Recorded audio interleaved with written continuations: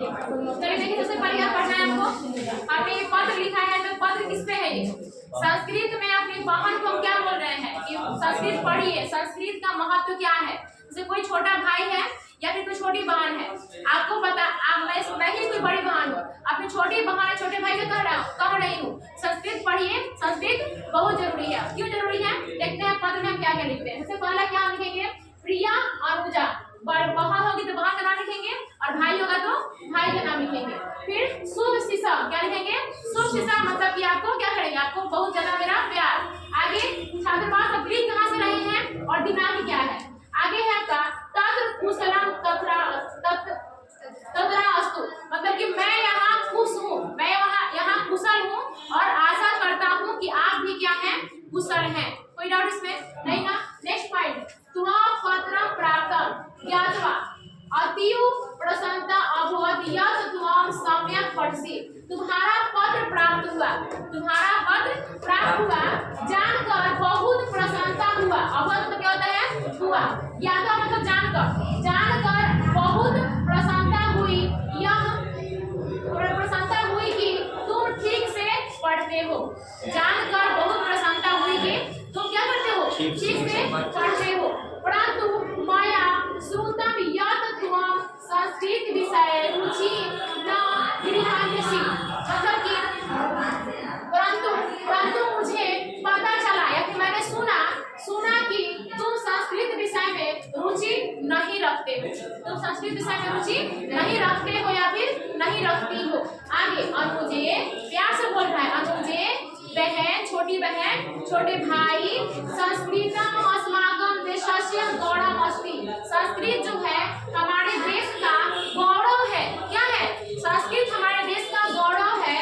इयं भाषा न केवलं प्राचीनतमा अस्ति अपितु अतीव वैज्ञानिका अपि अस्ति। यह केवल आपकी प्राचीन भाषा नहीं है, बल्कि क्या है? यह वैज्ञानिकों की, अपितु मतलब क्या होता है?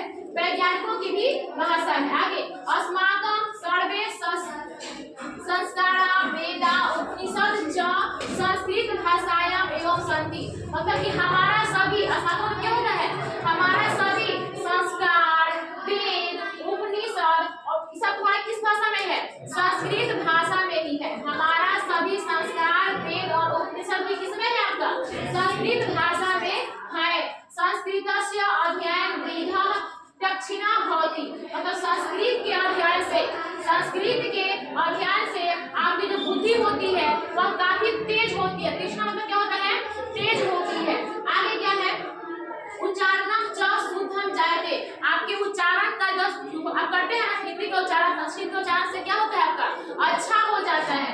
नेक्स्ट है अतः त्वं प्रतिदिनं संस्कृतस्य अभ्यासम् अवश्यं करो, इसीलिए आप तुम प्रतिदिन संस्कृत का अभ्यास जरूर करो। इसीलिए तुम संस्कृत का जो अभ्यास है वह जरूर करो। कब? प्रतिदिन करो। आगे इयं भाषा सरला सरसा च अस्ति, यह भाषा सरल और क्या है? एकदम सहज है। यह जो भाषा है एकदम सरल है और साथ में क्या बाबू? सहज है।